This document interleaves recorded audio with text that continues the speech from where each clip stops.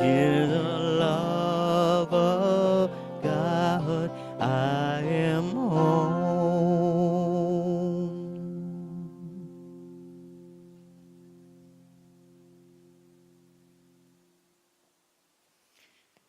What shall we do? Are you doing Come Light of God? Or is that? Yeah. Do we say anything before that, or just go right into it? Yeah, Welcome, everybody. yeah, we'll do that. Welcome, everybody. Everybody was so full of energy because of being cooped up for a few days in the snow. So I'm glad you're here. For those of you who don't know me, my name is Rhonda Hull, and I've been a part of this community for, oh gosh, it feels like forever. And I clearly am not Pam.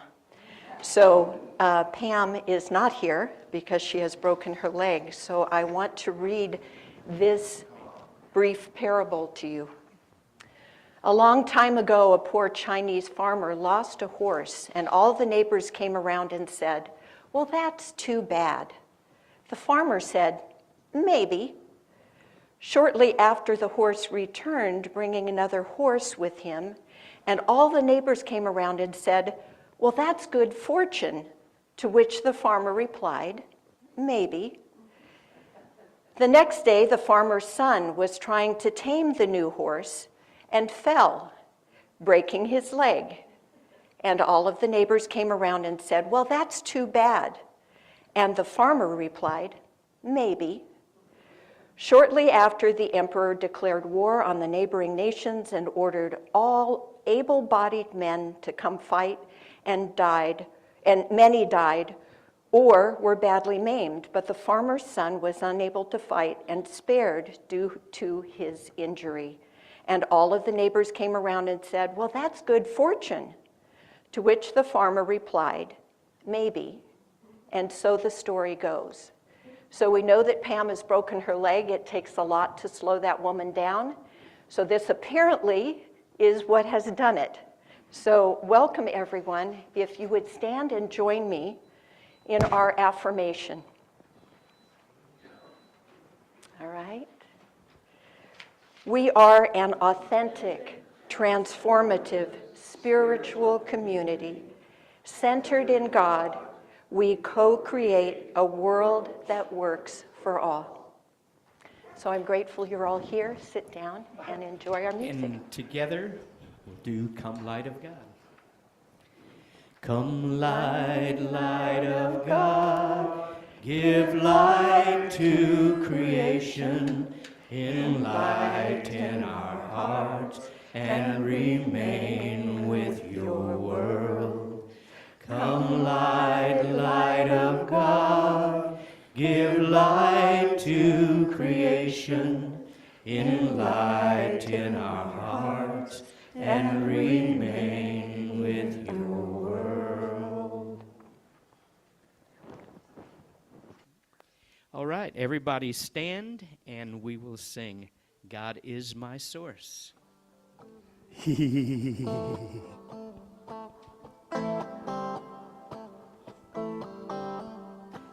God is my source, God is my power, God gives me everything I need. So I give thanks for all my blessings, God gives me everything I need.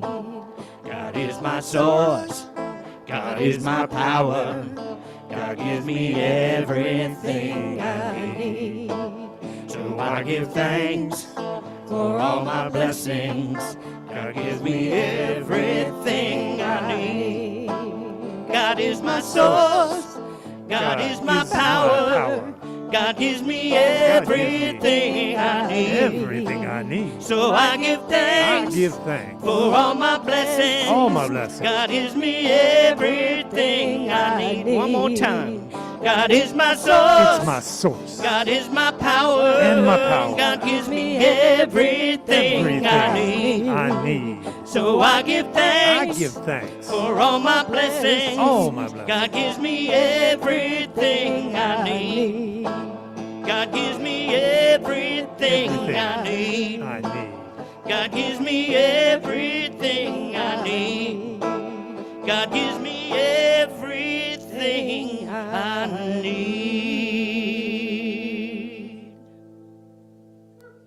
Yeah.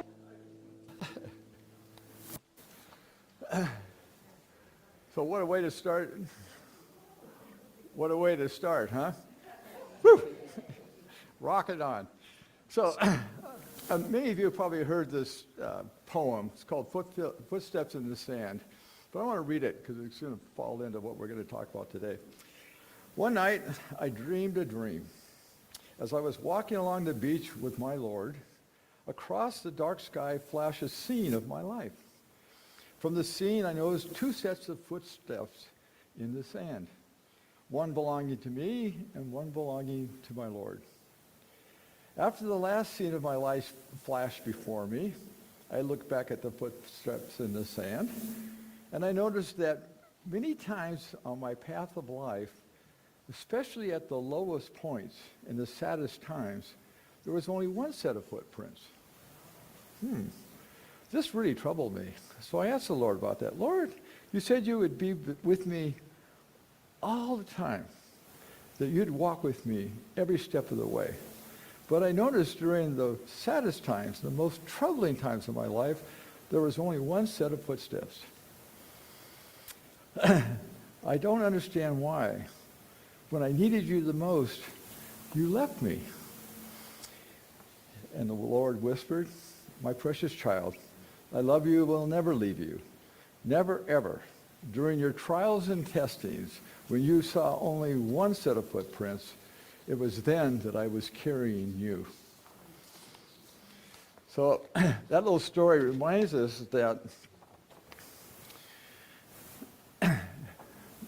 Spirit is inescapable, and it's always available wherever we are in our life's journey. We're going to talk today, I think our title is God is, I am, and we are one. And next week we're going to have a similar theme. I call it pause and presence. But we're going to talk about how does all this oneness, how do we get there? How do we realize it? I mean, really realize it, grok it, so to speak, in your bones. So you got to kind of go back to how all this starts. So if you go back biblically, it was the Garden of Eden when Adam and Eve decided to step out of the garden through their own action. They created this split between spirit and mankind. Biblically, that's how that came about. Basically, what happened is that we began as conscious beings building an ego. We built this vehicle as we were birthed to be able to navigate in the physical world. We need it. We need to know what's hot and what's cold, what's up and what's down, what can hurt and what can't hurt. And then we created, so we got that on the physical plane, we kind of figured that out a little bit. And then on the emotional plane, we found out what kinds of things hurt me emotionally.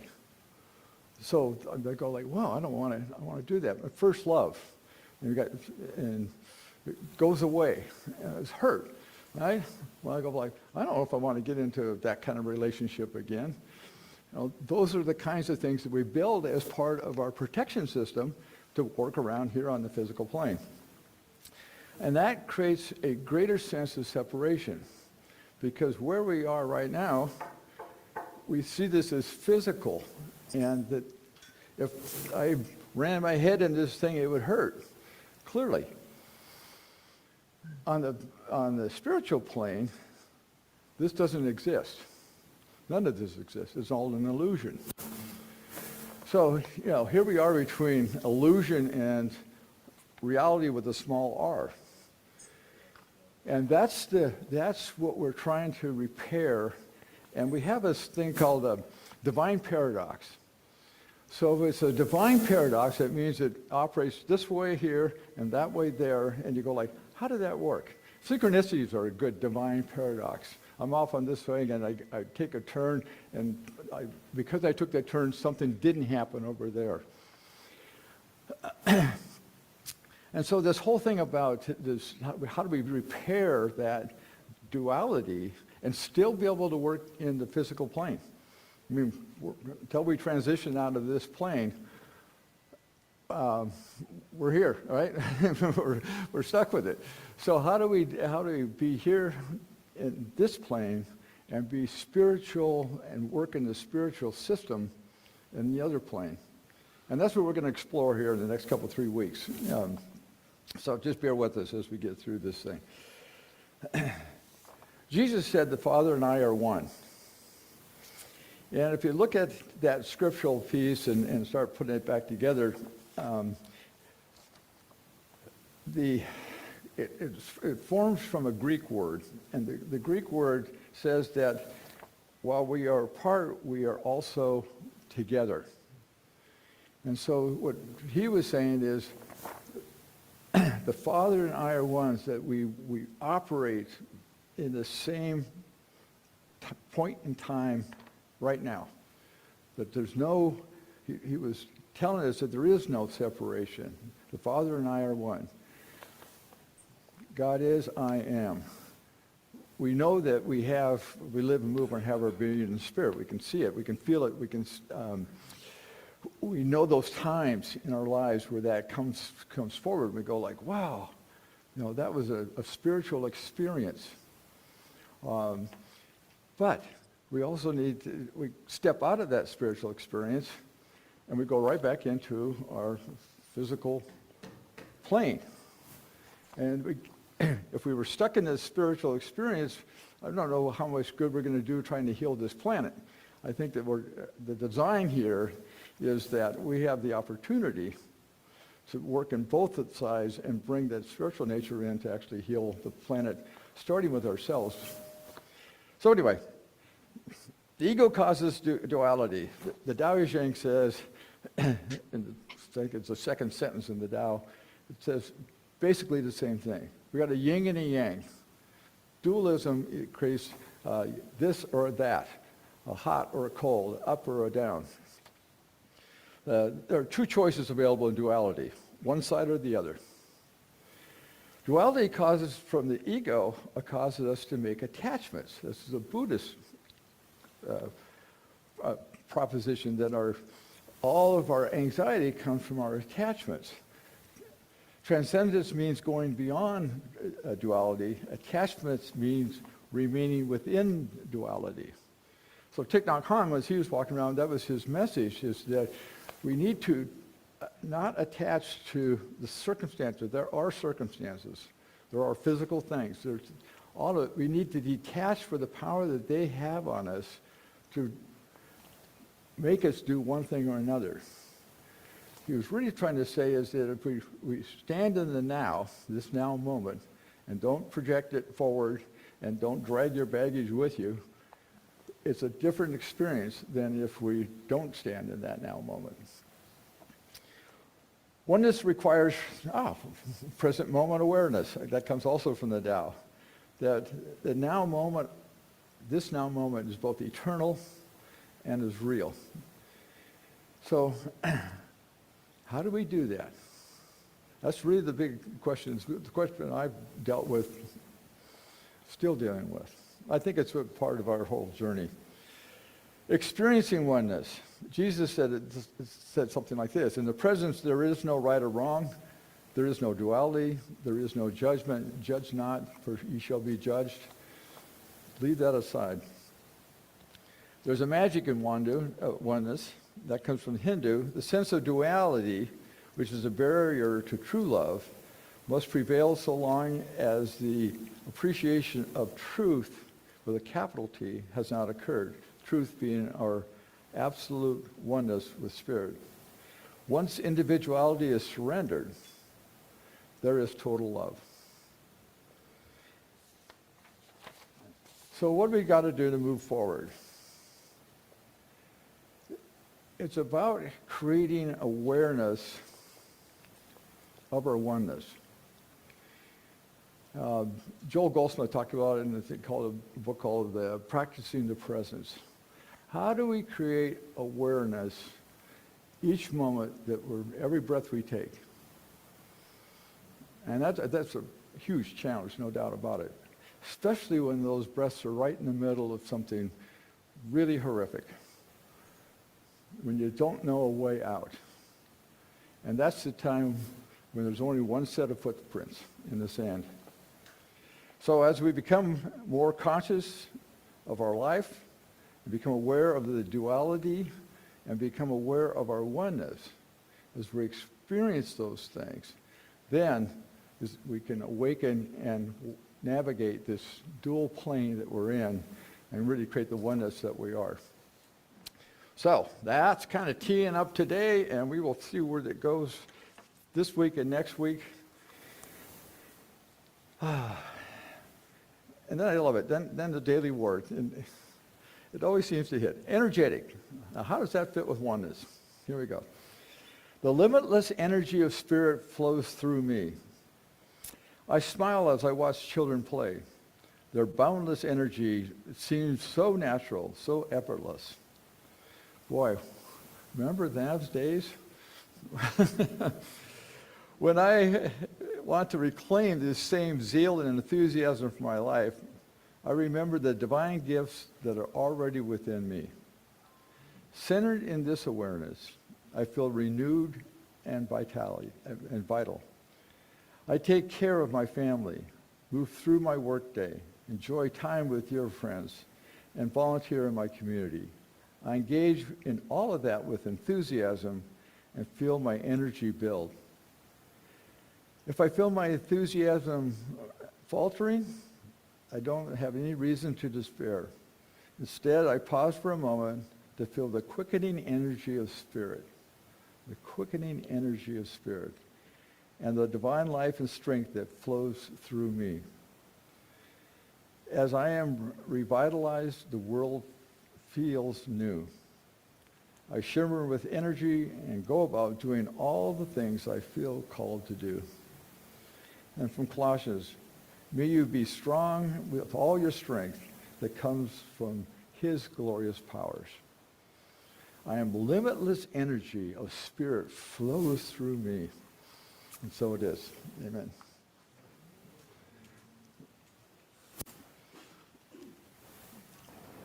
Now is the time that we get to settle into a time of meditation. And as we do, I want to start by reading you another parable. And I've read it here before, but it applies to what we're going to talk about today. In a mother's womb were two babies. One asked the other, "Do you believe in life after delivery?" The other replied, "Why, of course. There has to be something after delivery. Maybe we are here to prepare ourselves for what we will be later." "Nonsense," said the first. "There is no life after delivery. What kind of life would that be?" The second said, "I don't know, but there will be more light than here. Maybe we will walk with our legs or eat with our mouths. Maybe we will have other senses that we can't understand now." The first replied, "That's absurd. Walking is impossible. And eating with our mouths, ridiculous. The umbilical cord supplies nutrition and everything we need. But the umbilical cord is so short. Life after delivery is to be logically excluded." The second insisted, "Well, I think there is something, and maybe it's different than it is here. Maybe we won't need the physical cord anymore." The first replied, "Nonsense, and moreover, if there is life, then why has no one ever come back from there? Delivery is the end of life, and in the after delivery, there is nothing but darkness and silence and oblivion. It takes us nowhere." "Well, I don't know," said the second, "but certainly we will meet Mother, and she will take care of us." The first replied, "Mother? You actually believe in Mother? That's laughable.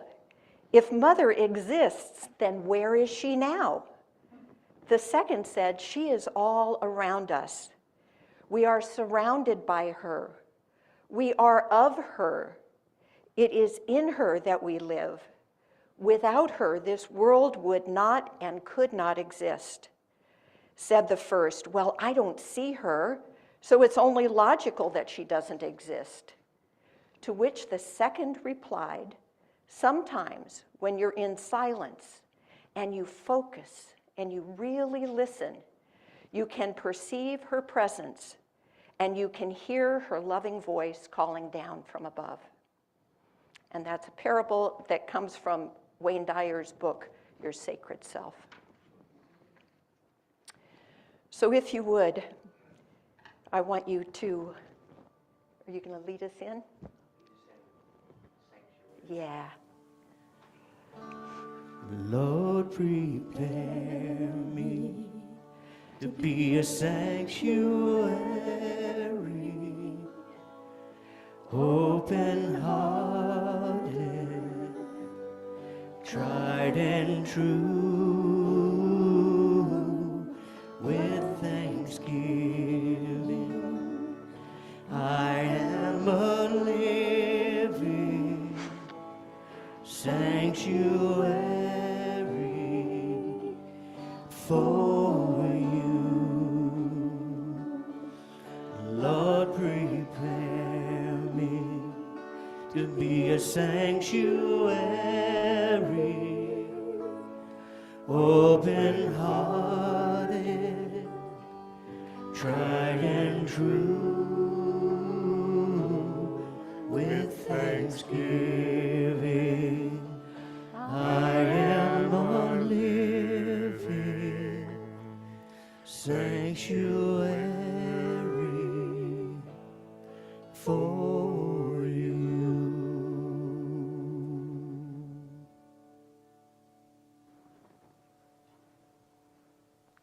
So take a deep breath and settle into this present moment. Love for me became my religion when I experienced a near death. And it was through that shift in my perspective that led me to unity.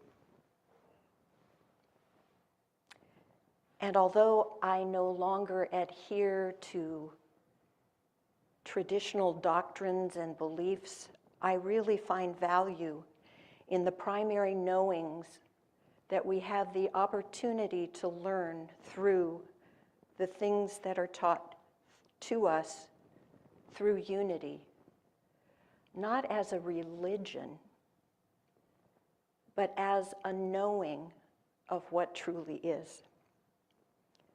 So those first two beliefs or knowings are that God is, Source is, divine love is, and I am.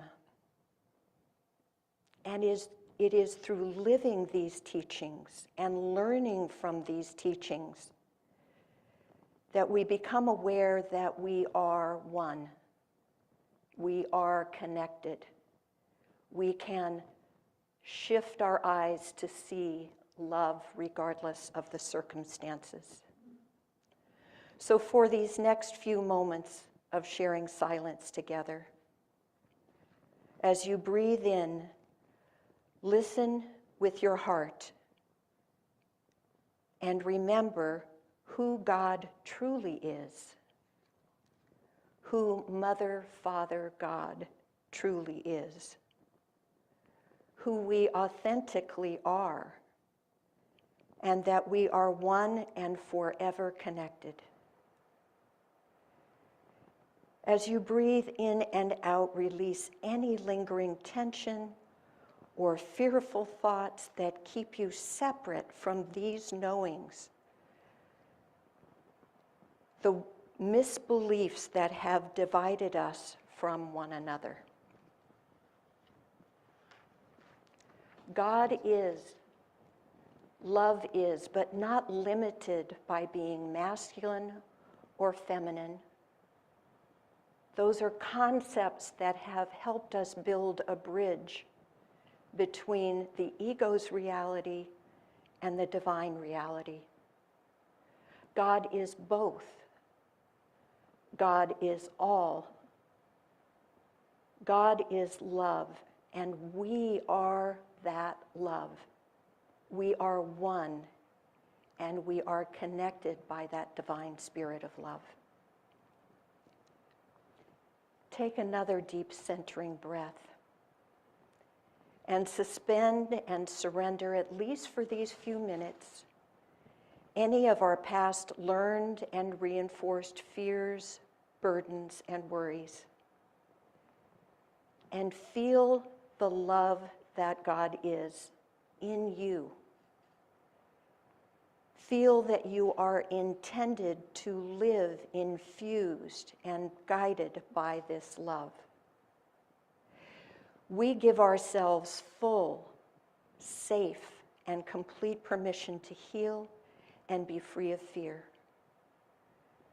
Be free of limiting thoughts and old judgments, our self-judgments, and the untrue labels placed upon us by others because of their own limited consciousness and unhealed wounds. With each breath, we heal, and we feel the divine light of love melt hate and permeate every cell of our being, filling us with a deep sense of peace and assurance. Peace, be still. God is, I am. Love is, I am. We are one. Like a drop of water is a vital part of each wave, and each wave is an essential part of the ocean. Love is, I am. Peace, be still. Divine love as me. God is, I am. Peace be still. And together in this troubled world where fear and judgments are beckoning us, we find the courage to let love lead our every step. And now, with these knowings, we call into this circle of love and light those we choose to bless and share this love with today. Either aloud or silently, please share their names now. Pam, Kathleen, Cecilia, the young man whose infant died, my children, Cecilia.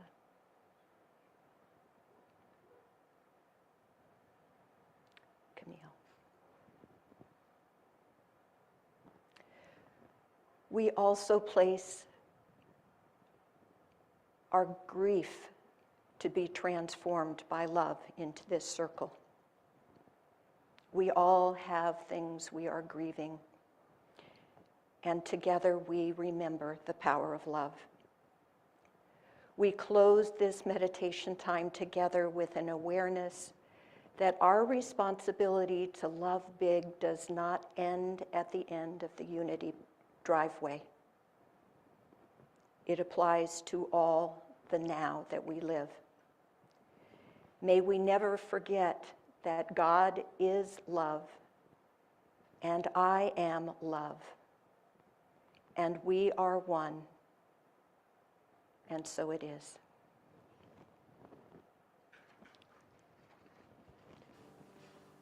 Instead of a sanctuary, I'm going to go straight into the special music.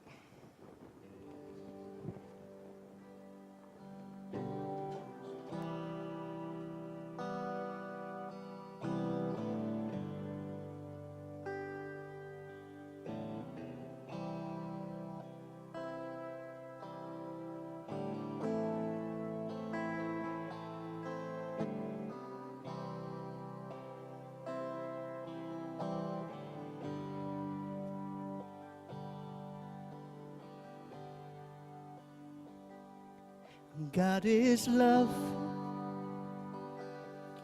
God is peace. Just as much as you believe, it's in you, it's in me. Hallelujah.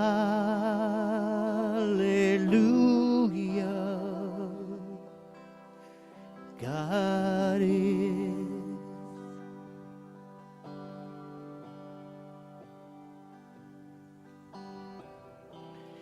It's the sound when a baby cries as it comes into this world. It's the sound when someone dies as they're passing through this world. It's the light in the young child's eyes. It's the passing of pain. It's in every sunrise, falling softly with the rain. God is love. God is peace. Just as much as you believe, it's in you, it's in me. Hallelujah.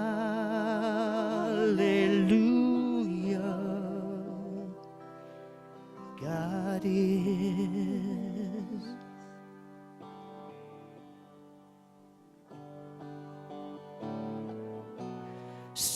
Sometimes we forget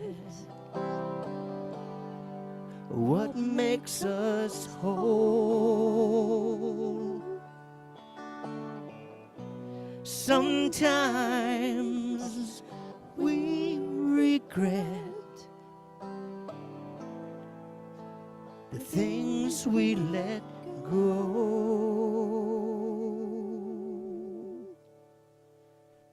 God is love. God is peace.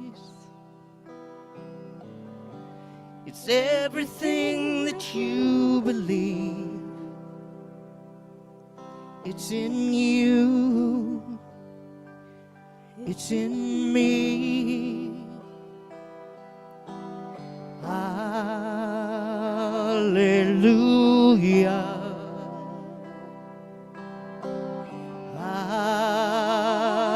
Hallelujah.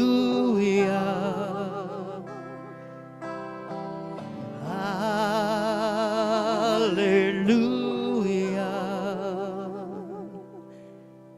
God is.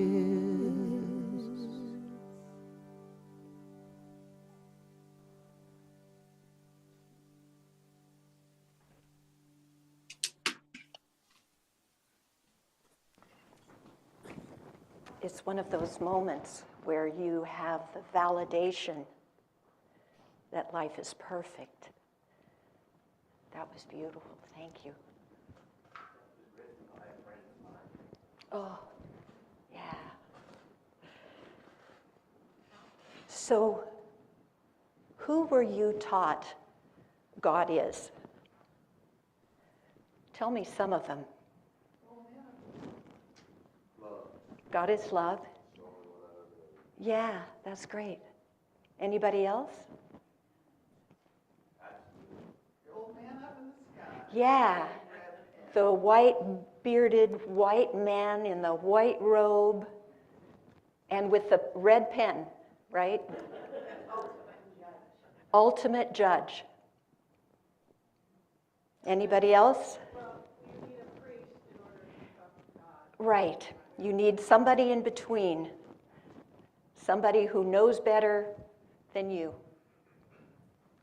So we're taught as little children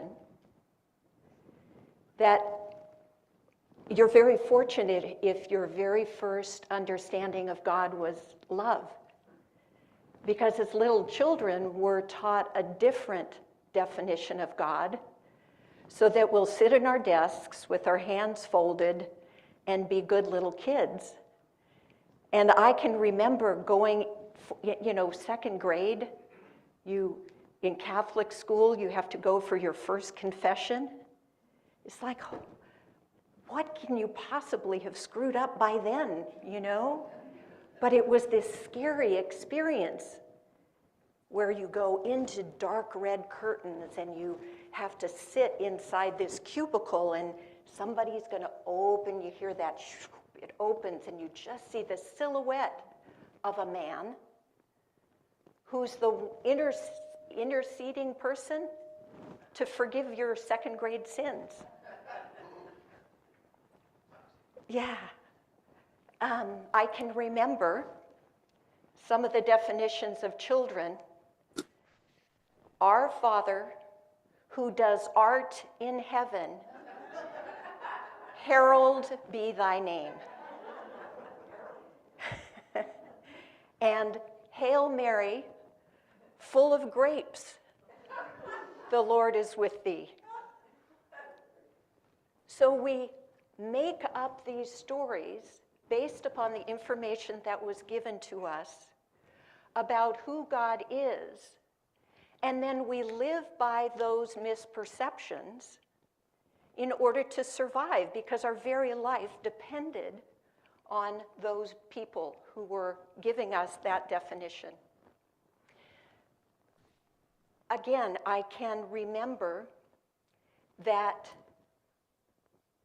a college, well, actually from grammar school up through college, a friend of mine, Jack, we grew up in that Catholic tradition, and he was getting married. And my daughters, who were 6 and 8 or 9, they were going to be flower girls.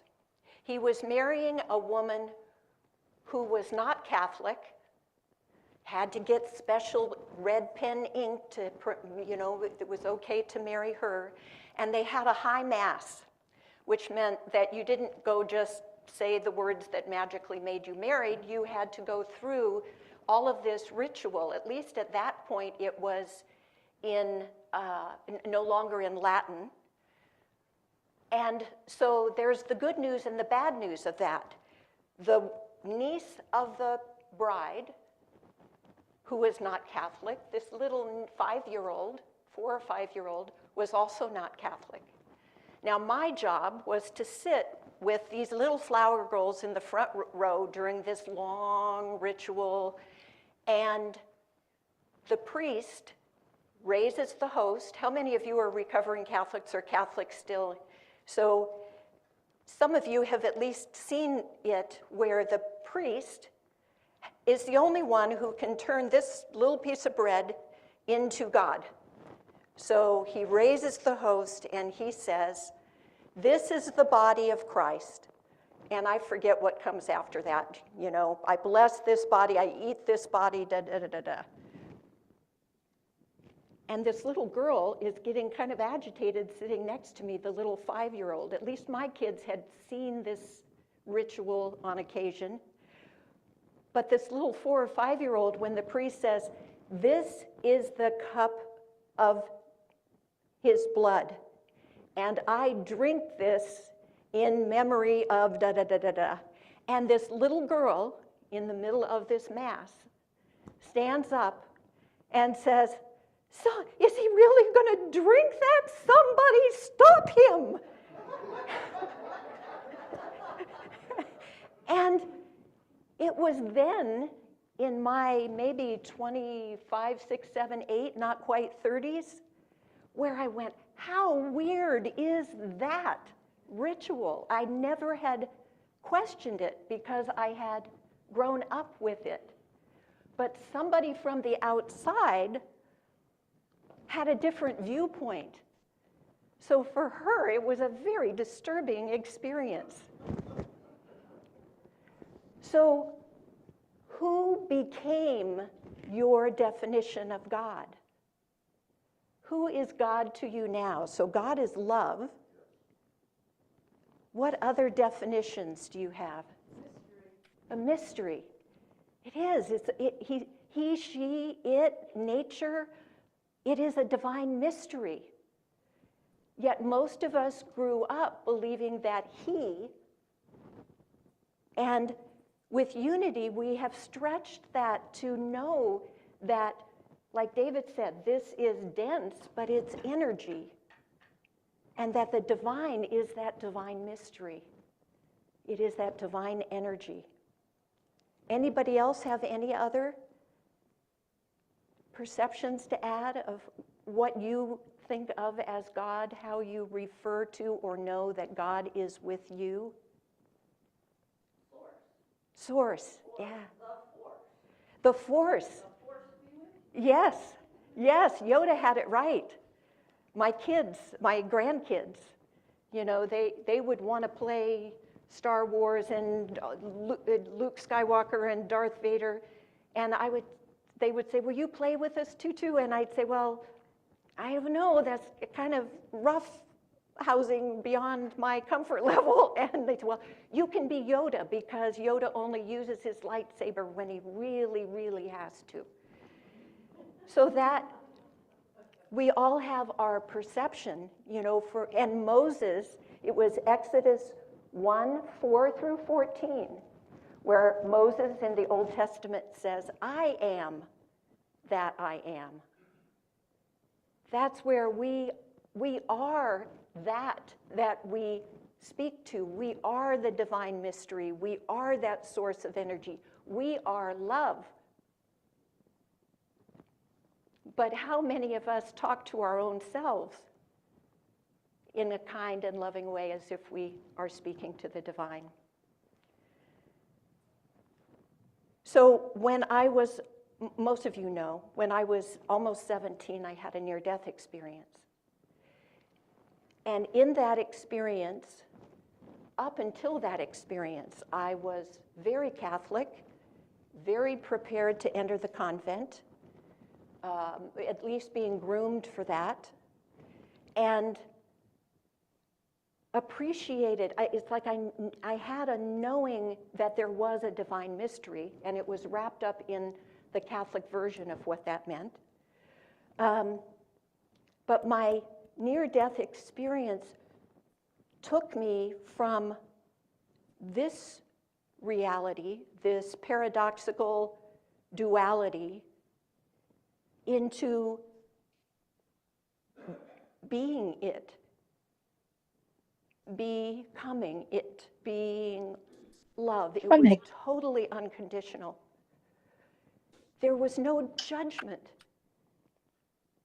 There was an infusion through non-words of you can't mess up. You can only learn. You can only expand. And it's this process of expansion and contraction. And so I had an experience of being unconditional love, being what that source energy mystery is. And so each of us have that opportunity. There is no there. What I learned is that energy, we have the ability to feel and know that presence of the divine, even in this 3D reality, even when life is really messy, even when we're affected by illness and grief and death.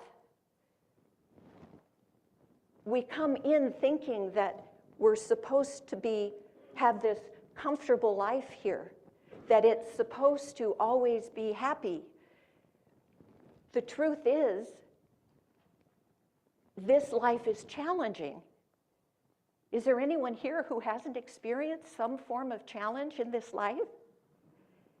No. But what do we learn from? Do we learn when it's all going right? Do we become our best self when we're sitting in our recliner having it really good?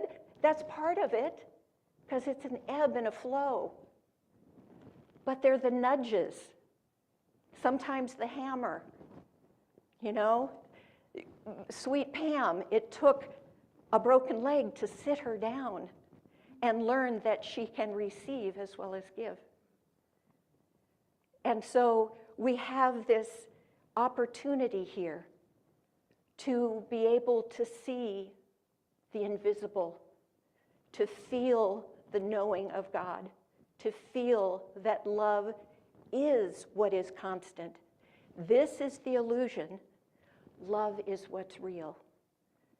And because at Unity we have this knowing of God is, I am, we are one, what I know from my experience was that all of the spokes of the wheel, all religions lead to that knowing, lead to that oneness, lead to the knowing that God is love.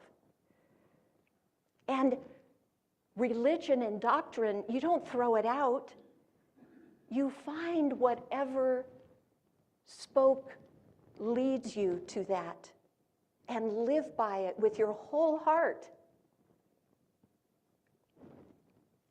So what I'd like you to do now, if you're willing, is turn to whoever happens to be sitting next to you. And if you're not sitting next to someone, be willing, if you feel comfortable enough, to go sit by someone. And I want you to do an exercise. So can you partner up for just a minute? All right. Now, what I'd like you to do, everybody have a partner who wants one? Okay. So who's going to be A, who's going to be B? Choose an A and a B.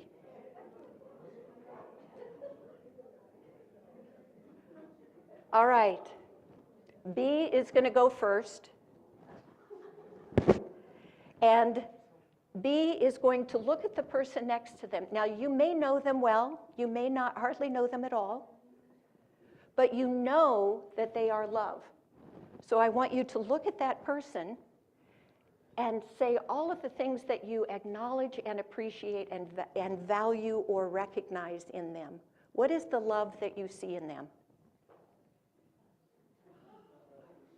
So just take about 30 seconds.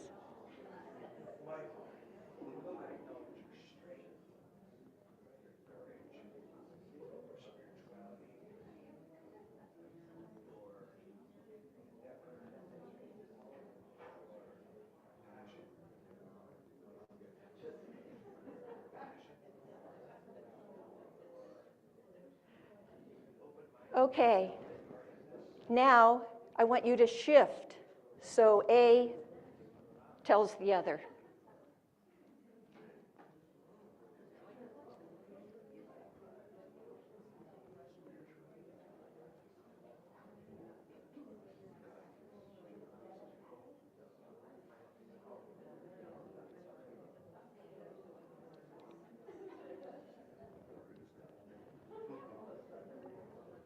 All right. So thank one another.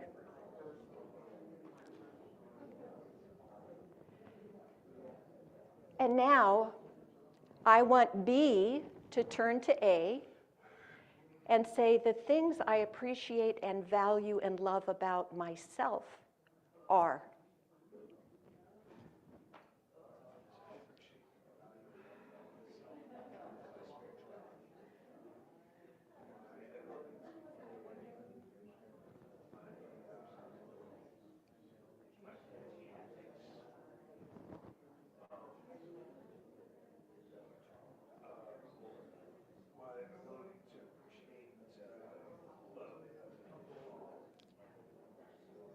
All right, now if you'll switch and say to the other, what you appreciate and love and value about yourself.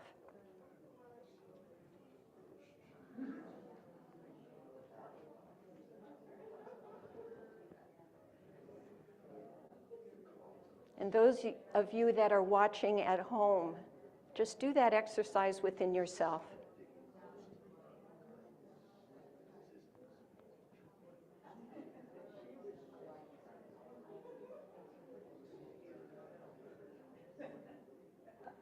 All right, now thank your partner.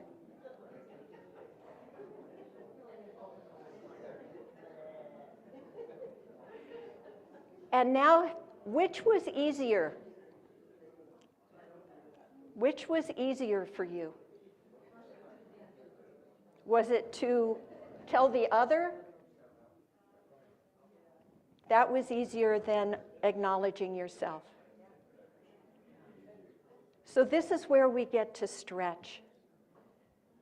We were taught, oh, you can't love yourself as much as you love God. God is above you and we're below God. Well, no, we are that love.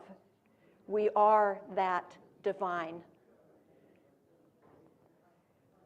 And I know that we're going to say a prayer as we bless our offering in just a few minutes, but I want to walk you through it because it is my morning mantra. It is my morning prayer before my feet hit the ground and when I go to bed at night. It's divine love as me. It's not divine love as me. It's divine love as me. Blesses and multiplies all that I am. I am that I am. All that God is blesses and multiplies. We have that opportunity when we're driving, when we're in the grocery store, when we're reading the news or hearing the news. So it's blesses and multiplies all that I am, all that I have. Think of what we have. We're sitting in a warm building surrounded by people we love and respect. We just heard how wonderful they are and we are. So all that I have, all that I give, all that I receive. And the key to it all is to be grateful. Grateful for it all. Grateful when it's going right. And grateful when we're face down in the dirt forgetting where God is. Like David said, God hasn't gone anywhere. We are the ones who detour from that divine mystery, that divine spirit. So I want to read you in closing, again, one of my all-time favorite prayers written by Marianne Williamson. Our deepest fear is not that we are inadequate. Our deepest fear is that we are powerful beyond measure.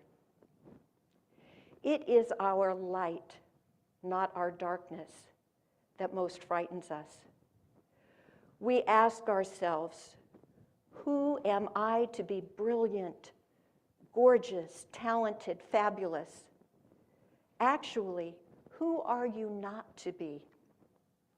You are a child of God. You are the love of God. Your playing small does not serve the world.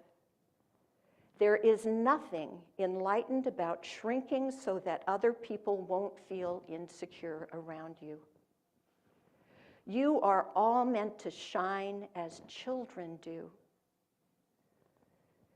We were born to make manifest the glory of God, the glory of love, the glory of light that is within us, is us.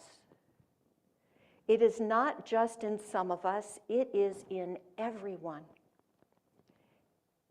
We just sometimes have to stand as far away from them as necessary in order to still love them.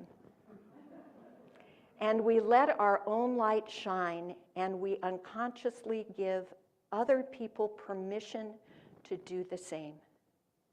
As we are liberated from our own fear, our presence automatically liberates others. And so bless us all as we infuse, make it not something out there, but something that lives with us, that God is, I am, and we are connected because we are the very energy of love, and our role is to make heaven manifest in every moment, not just at the end of this ride. Thank you.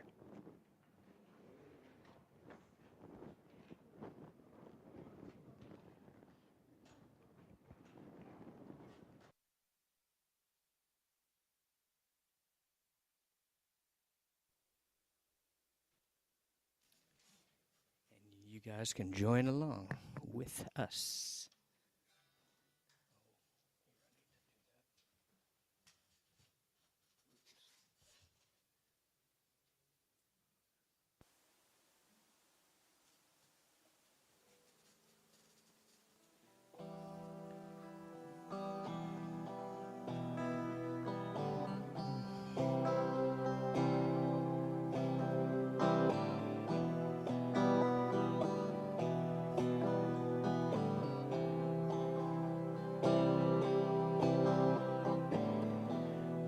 We are God's love expressed. We are blessed, the Christ within. We are God's love expressed. We are blessed, the Christ within. We are God's love expressed. We are blessed, the Christ within. We are God's love expressed. We are blessed, the Christ within. All is one, looking through the eyes of love. All is one, looking through the eyes of love. All is one, looking through the eyes of love. All is one, looking through the eyes of love, the Christ within.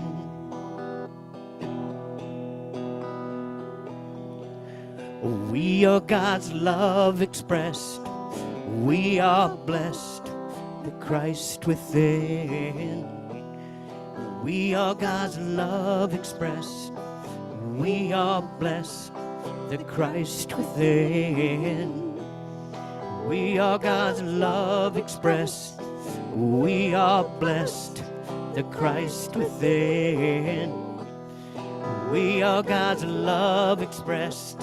We are blessed, the Christ within. All is one, looking through the eyes of love. All is one, looking through the eyes of love.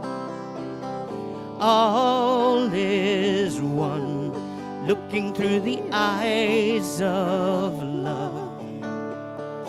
All is one, looking through the eyes of love, the Christ within.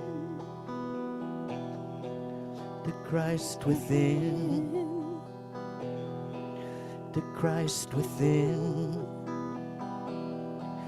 the Christ within.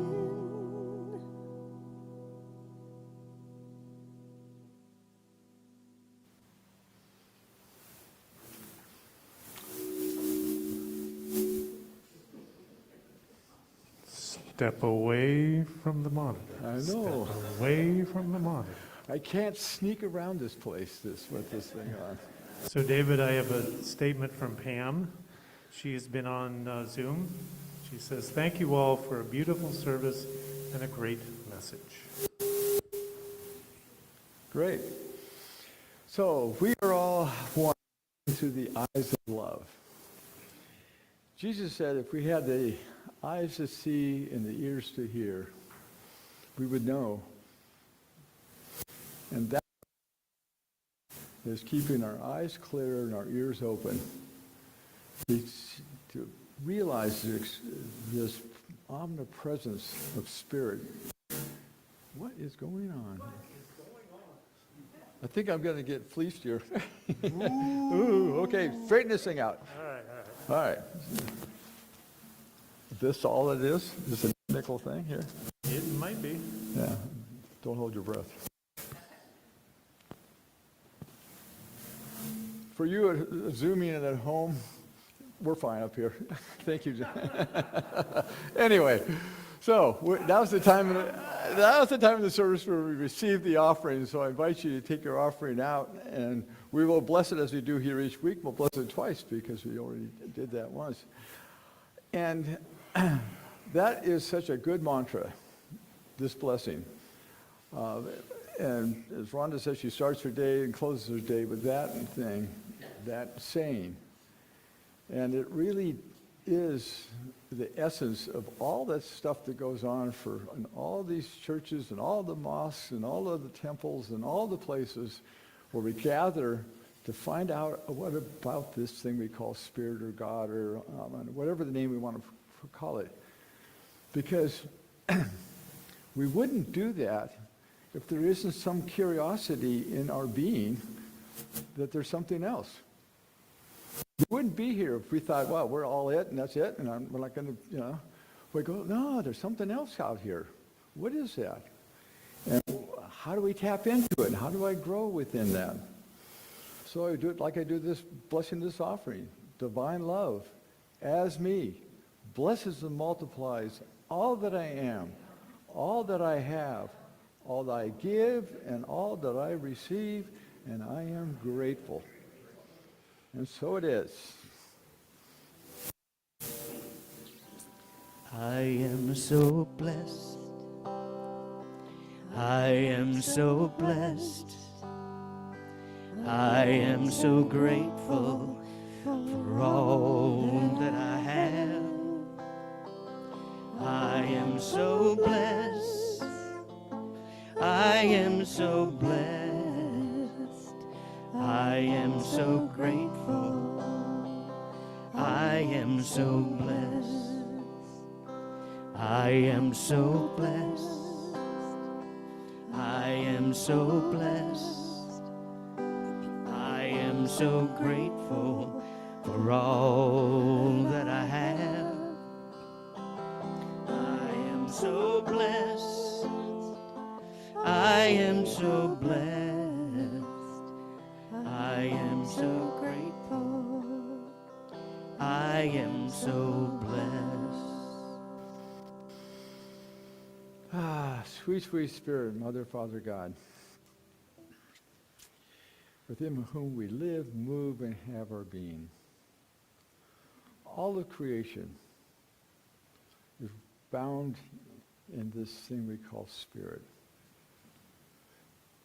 It grows and expands, it's self-realizing, and we are part of that. We have an integral part to play in this great web of life.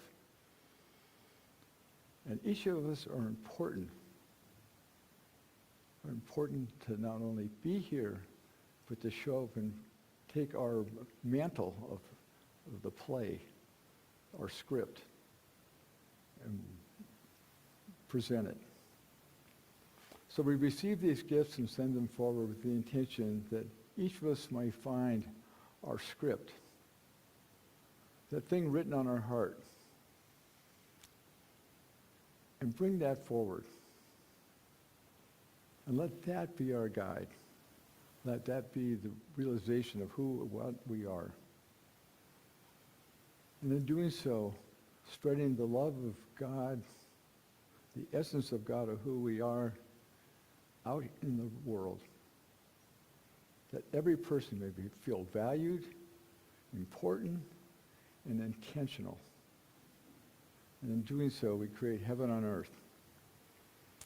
But it starts with us, each one of us. And we can create that, and we can do it in a lifetime. And let that be so. And so it is. Amen. Thank you much. Thank you. All righty,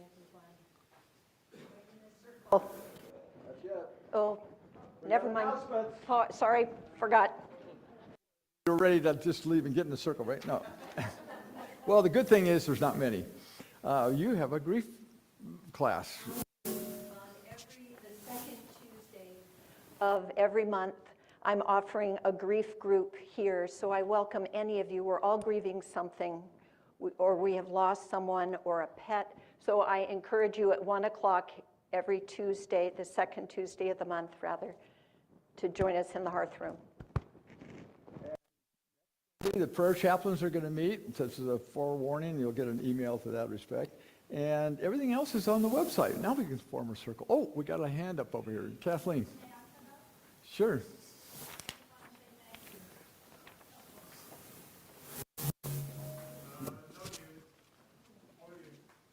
Oh, you got the one on? Okay. Hey, wait a minute. Wait a minute. Hold it. There you go. I just want to say thank you. Is it on? Yeah. I have been in the hospital since Christmas and just got home this last week. It's been really, really difficult to be so lonely, but I felt your presence and I knew you loved me, and I got cards and flowers, and I'm going to start crying because you all really did help me so much, and I thank you. Now I need to get back into my life, so it's going to take a little time. Love you. You're welcome. Stay right here. Let's go ahead and our circle.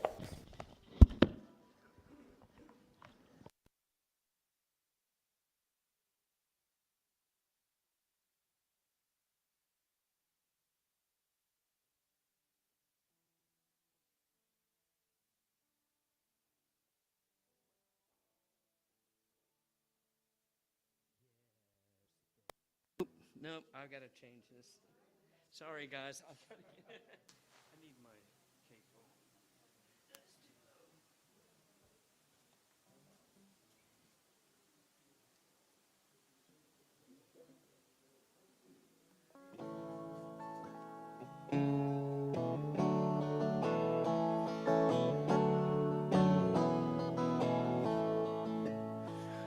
Yes, there is peace on earth, and yes, it begins with me. Yes, there is peace on earth, the peace that was meant to be, with God as creator, united all are we. Yes, we walk with each other in perfect harmony. Yes, peace begins with me. Yes, this is the moment now.